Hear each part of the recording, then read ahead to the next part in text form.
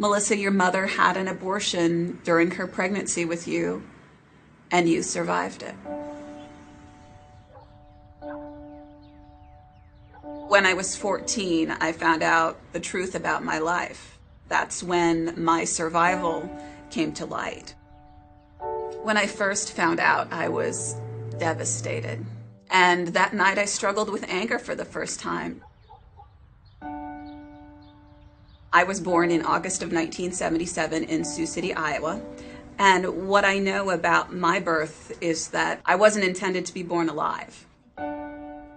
My mother, who was a college student at the time, was 19.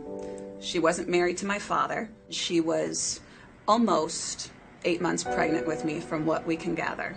She went into the hospital and had a saline infusion for an abortion done. The saline infusion abortion involves injecting a toxic salt solution into the amniotic fluid surrounding that preborn baby in the womb. And the intent of that salt solution is to actually scald the child to death from the outside in. I soaked in that toxic salt solution for 5 days. My mother went back to the hospital, had her premature labor induced with me, and that was the day my mother was meant to give birth to a dead child. The medical professionals initially believed that the abortion had succeeded in ending my life.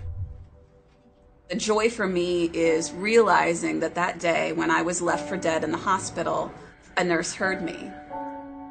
That nurse and that team of professionals understood that my life was worth trying to save.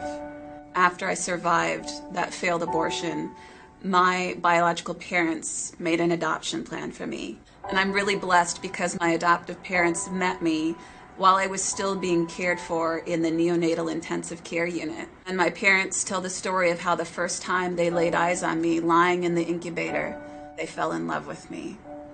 And, you know, I always joke, I know I wasn't a pretty baby. I know that about myself. But my parents saw the inherent beauty that existed in me. I want everybody to see that. If we look behind words, if we look behind numbers, this is what abortion looks like. This is what tens of millions of other children would look like in one way, shape, or form, if only they were given the opportunity to live. It's not just a word. It's not a statistic. It's not just a choice, just a right. It's a human being.